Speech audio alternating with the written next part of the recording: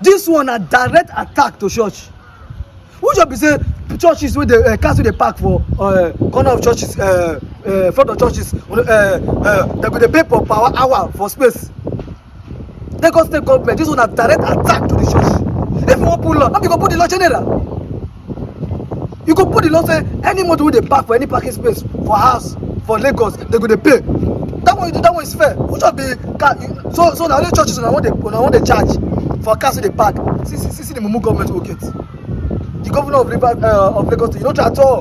And when you dey contest for governor for second term, you dey go from church to church. Now you don win. Now you dey pull law against them. Now you be dey preach your own mind for anywhere you go, doing a campaign. If you wan put the law, you go put the law general. All the old cars wey dey park for your house, wey dey park for your government house, all of them go dey pay. But you go pull up for specific people. Why you no come mosque join am? You dey fear mosque? You for come mosque join am.